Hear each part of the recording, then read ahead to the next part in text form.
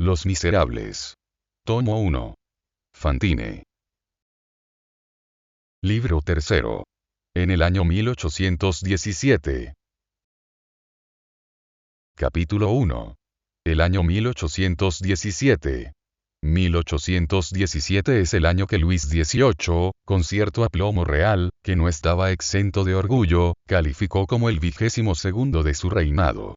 Era también el año en que el señor Bruguiere de Sorsum era célebre.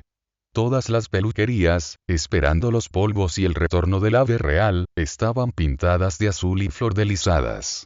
Era el tiempo inocente en que el conde de Lynch se sentaba todos los días, como mayordomo de fábrica, en el banco de Saint-Germain-des-Prés, vestido de par de Francia, con su cordón rojo, y su larga nariz, y aquella majestad de perfil, peculiar a que ha hecho una acción brillante. La acción brillante del señor Lynch fue haber entregado la ciudad, siendo alcalde de Burdeos, el 12 de marzo de 1814, demasiado pronto al duque de Angulema. Esta acción lo hizo par. En 1817, la moda sepultaba a los niños de 4 a 6 años bajo grandes gorras de tafilete, con orejeras algo semejantes a las mitras de los esquimales. El ejército francés estaba vestido de blanco, a la austríaca. Los regimientos se llamaban legiones. Y, en vez de número, llevaban el nombre de los departamentos. Napoleón estaba en Santa Elena y, como Inglaterra le negaba el paño verde, se veía obligado a volver del revés su ropa vieja. En 1817, Pellegrini cantaba y la señorita Bigotini bailaba. Potier reinaba. Odell no existía aún. Madame Saqui sucedía furioso. Había aún prusianos en Francia. El señor de Dalot era un personaje. La legitimidad acababa de afirmarse cortando la mano, y después la cabeza, a Pierre, a Carbonneau y Tolleron. El príncipe de Talleyrand, gran chambelán, y el abad Louis, ministro designado de finanzas, se miraban y se reían con la risa de dos augures. Los dos habían celebrado, el 14 de julio de 1790, la misa de la Federación en el campo de Marte. Talleyrand la había oficiado como obispo, Louis lo había ayudado como diácono. En 1817, en la arboleda del mismo campo de Marte, se veían gruesos cilindros de madera yaciendo bajo la lluvia, pudriéndose en la hierba, pintados en azul, con restos de águilas y de abejas que habían sido doradas. Eran las columnas que, 2 años antes, habían sostenido el solio del emperador en el Campo de Mayo. Estaban ennegrecidas por el fuego de los austríacos, acampados cerca de Gross-Callao. 2 o 3 de estas columnas habían desaparecido en las hogueras de estos campamentos y habían servido para calentar las anchas manos de los Kaiserlicks. El Campo de Mayo había tenido de notable, que se había celebrado en el mes de julio y en el Campo de Marte. En este año de 1817, 2 cosas eran populares: el Voltaire Touquet, y la tabaquera de la Carta. La emoción parisiense más reciente era el crimen de Dautun, que había arrojado la cabeza de su hermano al estanque del Mercado de las Flores. El Ministerio de Marina empezaba a inquietarse por no tener noticias de la desgraciada fragata Méduse, que debía cubrir de vergüenza a Chaumareix, y de gloria a Jericault. El coronel Selves hacía su viaje a Egipto, para convertirse en Solimán Pachá. El Palacio de las Termés, en la calle de la Arpe, servía de tienda a un tonelero. Aún se veía en la plataforma de la torre octógona del Palacio de Cluny, el cajón de madera que había servido de observatorio a Messier, astrónomo de la Marina en tiempos de Luis XVI. La duquesa de Duras, leía a 3 o 4 amigos, en su gabinete amueblado al estilo del siglo X, y cubierto de satín azul celeste, ourica, inédita. Se borraban las N en el Louvre. El puente de Austerlitz abdicaba, y se titulaba ahora, Puente del Jardín del Rey, doble enigma que ocultaba a la vez el puente de Austerlitz y el jardín botánico. Luis XVIII, pensativo, señalando con la uña en Horacio los héroes que se hacen emperadores y los zapateros que se hacen delfines, tenía 2 preocupaciones: Napoleón y Mathurin Bruneau. La Academia Francesa proponía, como tema de premio, la felicidad que procura el estudio. El señor Bellart era oficialmente elocuente. A su sombra germinaba el futuro abogado general de Broe, prometido a los sarcasmos de Paul-Louis Courrier. Había un falso Chateaubriand, llamado Marchangui, esperando que hubiese un falso Marchangui, llamado Darlincourt.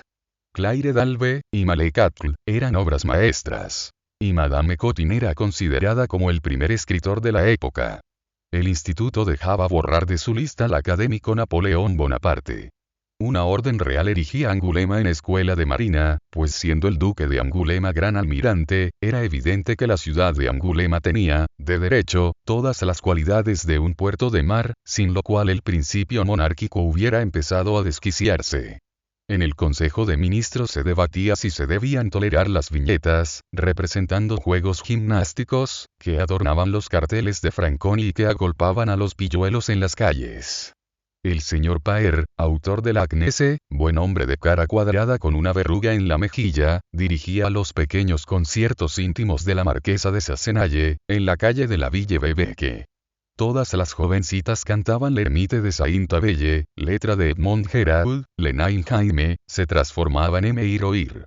El café Lemblin defendía al emperador, contra el café Valois que defendía a los Borbones.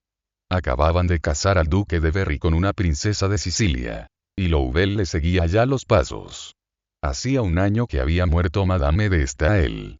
Los guardias de corps silbaban a la señorita Mars. Los grandes periódicos eran muy pequeños. La forma era reducida, pero la libertad era grande. Le Constitutionnel era constitucional. La Minerve llamaba a Chateaubriand, Chateaubriand. Esta, hacía reír mucho a los burgueses, a expensas del gran escritor. En los diarios vendidos, escribían periodistas prostituidos que insultaban a los proscritos de 1815. David no tenía talento, ni Arnaut ingenio, ni Carnot probidad. Soult no había ganado ninguna batalla. Es verdad que Napoleón no tenía genio. Nadie ignora que es bastante raro que las cartas dirigidas por correo a un desterrado lleguen a su destino, porque la policía convierte su interpretación en un religioso deber. El hecho no es nuevo. Descartes, en su destierro, se quejaba de lo mismo. David escribió, en un periódico belga, lamentándose de no recibir las cartas que le escribían, lo cual pareció gracioso a los periódicos realistas que, con este motivo, se burlaban del proscrito. Decir los regicidas, o decir los votantes. Decir los enemigos, o decir los aliados. Decir Napoleón, o decir Bonaparte. Eran cosas que separaban a dos hombres más que un abismo. Todas las gentes de buen sentido convenían en que Luis XVIII, llamado el inmortal autor de la carta, había cerrado para siempre la era de las revoluciones. En el terraplén del Puente Nuevo se esculpía la palabra Redivivus sobre el pedestal que esperaba la estatua de Enrique IV. El señor Piette abría, en la calle Thérèse, número 4, su conciliábulo para consolidar la monarquía. Los jefes de derechas decían, en las coyunturas graves, es preciso escribir a Bacot. Canuel, Omani, y, de Chapdelaine, esbozaban, no sin aprobación del hermano de Luis XVIII, lo que más tarde debía ser la conspiración de Bordeleau. Lepine-Lenoir conspiraba por su parte. De la Verderie se unía a Trogoff. Dominaba Decazes, liberal hasta cierto punto.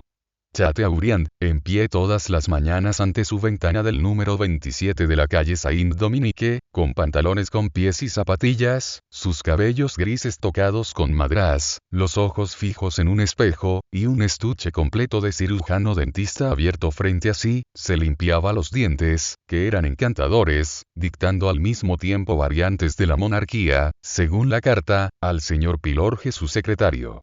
La crítica autorizada prefería la Fonatalma. El señor de Félix firmaba A. H. Hoffman, firmaba Z. Charles Nodier escribía Teresia Givert. Habíase abolido el divorcio. Los liceos se llamaban colegios. Los colegiales, con la flor de lis en el cuello, se peleaban a propósito del rey de Roma. La contrapolicía de Palacio denunciaba a Su Alteza Real, la hermana del rey, el retrato, expuesto en todas partes, del duque de Orleans, que tenía mejor semblante en uniforme de coronel general de húsares, que el duque de Berry en uniforme de coronel general de dragones. Grave inconveniente. La ciudad de París restauraba, a su costa, los dorados de la cúpula de los inválidos. Los hombres serios se preguntaban qué haría en tal o cual ocasión, el señor de Trinquelague. El señor Clausel de Montaïs se separaba, en algunos puntos, del señor Clausel de Cousergues. El señor de Salaberry no estaba contento. El cómico Picard, que pertenecía a la academia, a la que no había podido entrar el cómico Molière, hacía representarles de Deuc Philibert en el Odeón, en cuyo frontis, a pesar de haberse arrancado las letras, se leía claramente: Teatro de la Emperatriz. Todo el mundo tomaba partido en favor o en contra de Cugnet de Monterlot. Favier era faccioso. Bavoux era revolucionario. El librero Pelissier publicaba una edición de Voltaire, bajo este título: Obras de Voltaire, de la Academia Francesa. Esto atraerá a los compradores, decía este editor ingenuamente. La opinión general era de que el señor Charles Loison sería el genio del siglo. La envidia empezaba a morderlo, signo de gloria. Y sobre él, se hacían estos versos. Aun cuando Loison vuela, se ve que tiene patas. El cardenal Fesch se negaba a dimitir, y Monseñor de Pins, arzobispo de Amasie, administraba la diócesis de Lyon. La querella del Valle de Dapes empezaba entre Suiza y Francia, por una memoria del capitán Dufour, luego general. Saint-Simon, ignorado, meditaba sobre su sublime doctrina. En la Academia de Ciencias había un Fourier célebre que la posteridad ha olvidado. Y en una buhardilla, un Fourier oscuro, de quien se acordará el porvenir. Lord Byron empezaba a sonar. Una nota del poema de Millevoye lo anunciaba en Francia en estos términos: un tal Lord Byron. David Danger se ensayaba en dar forma al mármol. El abate Caron hablaba con elogio, en un pequeño comité de seminaristas, en el callejón de Feuillantines, de un sacerdote desconocido llamado Félicité Robert, que más tarde fue llamado la Menais. En el Sena, humeaba y se movía, con el ruido de un perro que nada, una cosa que iba y venía, bajo las ventanas de las Tullerías, desde el Puente Real hasta el Puente Luis XV. Era un aparato mecánico que no valía gran cosa, una especie de juguete, un sueño de un inventor visionario, una utopía. Un barco de vapor. Los parisienses contemplaban aquella inutilidad con indiferencia. El señor de Vaublanc, reformador del instituto por golpe de estado, mandamiento y hornada, autor distinguido de varios académicos, después de haberlos hecho, no conseguía llegar a serlo. El barrio de Saint-Germain y el pabellón Marsan, deseaban por prefecto de policía al señor de la Peau, a causa de su devoción. Dupuytren y Recamier, disputaban en el anfiteatro de la Escuela de Medicina, y se amenazaban con el puño a propósito de la divinidad de Jesucristo. Cuvier, con un ojo en el Génesis y otro en la naturaleza, se esforzaba en complacer a la reacción hipócrita, poniendo a los fósiles de acuerdo con los textos sagrados y haciendo adular a Moisés por los mastodontes. El señor Frangois de Neufchâteau, loable cultivador de la memoria de Parmentier, hacía 1000 esfuerzos para que la patata se pronunciase Parmentiere, y no lo conseguía. El abad Gregoire, antiguo obispo, antiguo convencional, antiguo senador, había pasado, en la polémica realista, al estado de infame Gregoire. Esta locución que acabamos de emplear, pasar al estado de, era denunciada como neologismo por el señor Robert Collard. Aún podía distinguirse por su blancura, sobre el tercer arco del puente de Iena, la piedra nueva con la cual, 2 años antes, habían cubierto la boca de la mina practicada por Blücher para hacer saltar el puente. La justicia citaba al banquillo a un hombre que, viendo entrar a Conde de Artois en Notre Dame, había exclamado en voz alta: «Sapristi». Echo de menos el tiempo en que veía a Bonaparte y a Taima entrar del brazo en Val Sauvage. Palabras sediciosas. 6 meses de prisión. Los traidores se presentaban al descubierto. Hombres que se habían pasado al enemigo la víspera de una batalla, no ocultaban la recompensa, e iban públicamente, en pleno sol, con todo el cinismo de las riquezas y las dignidades. Los desertores Aligny y de Quatre Bras, en la ostentación de su infamia pagada, manifestaban, al desnudo, su adhesión monárquica, olvidando lo que se escribe en Inglaterra, en las paredes interiores de los lavabos públicos. Please, at just ordres de farele avin. Esto es, en confuso revoltillo, lo que sobrenada promiscuamente del año 1817, olvidado ya hoy. La historia desprecia casi todas estas particularidades, y no puede hacer otra cosa. El infinito la invadiría. Sin embargo, estos detalles que se llaman pequeños, no hay hechos pequeños en la humanidad, ni hojas pequeñas en la vegetación, son útiles. La figura de los siglos, se compone de la fisonomía de los años. En este año 1817, 4 jóvenes parisienses representaron una buena farsa.